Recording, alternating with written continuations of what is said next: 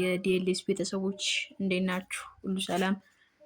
ዛሬ የመጣ ነው እንዴት አድርገን ባለፈው ቪዲዮ በነገርኳችሁ መሰረት ለዛሬ ቪዲዮ የምንሰራው እንዴት አድርገን በዲኤልኤስ ማስታወቂያዎችን ማጥፋት እንደምንችል አብረን እናያለን።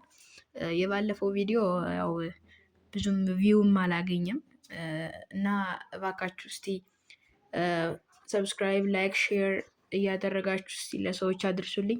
እንዲሁም እኔ ስለሚያግዘኝ ሰብስክራይብ በማድረግ አበረታቱኝ። ዛሬ ያው እንግዲህ ማሳያችሁ የሚሆነው በዲኤልኤስ እንዴት አድርገን ማስታወቂያ እንደምናጠፋ ይሆናል። ማስታወቂያዎችን ለማጥፋት መጀመሪያ ወደ የምንሄደው ወደ ሲቲንጋችን ነው። ሲቲንግ ላይ እንሄድና እዚህ ጋር ወደሚታያችሁ ወደ ሲቲንግ እንሄዳለን። ሲቲንግ ላይ አንዴ ቆይ ይቅርታ፣ ሲቲንግ ላይ እንሄዳለን። ከሲቲንግ ላይ ከሄድን በኋላ ቀጥታ እናደርገዋለን ኮኔክሽን የሚለው ጋር እዚህ ጋር ማለት ነው። ኮኔክሽን የሚለው ጋር እናደርገዋለን። ከዛ ኮኔክሽን የሚለው ጋር ካደረግነው በኋላ ከዚህ ጋር እንደሚታየው ሞር ኮኔክሽን የምትላለች ሞር ኮኔክሽን ጋር እናደርገዋለን ማለት ነው።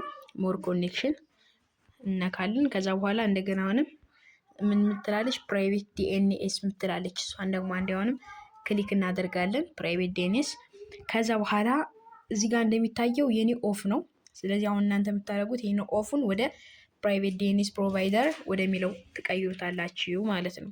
ስለዚህ አሁን እዚህ ጋር ፕራይቬት ዲኤንኤስ ፕሮቫይደር ሆስት ነው የሚለው ጋር ክሊክ ታደርጉና ልክ እንደዚህ እንደጻፍኩት እዚህ ጋር እንደጻፍኩት እንደሚታያችሁ ዲኤንኤስ adguard.com ብላችሁ እንደዚህ አድርጋችሁ ትጽፋላችሁ ማለት ነው። እንዲህ አድርጋችሁ ከጻፋችሁ በኋላ እዚህ ጋር እንደሚታየው ሴቭ ታደርጋላችሁ ማለት ነው። ስለዚህ አሁን ሴቭ እናድርገው። ከዚህ በኋላ ወደ ዲኤልኤስ ስንሄድ ምንም አይነት ማስታወቂያ አሁን ስንገባ ማስታወቂያ እዚህ ጋር ይኖር ነበረ፣ ግን ምንም አይነት ማስታወቂያ የለም። ስለዚህ እንደዚህ አይነት ማስታወቂያዎችን እንዳይመጡ ለማድረግ በዚህ አይነት መንገድ እንሰራለን ማለት ነው።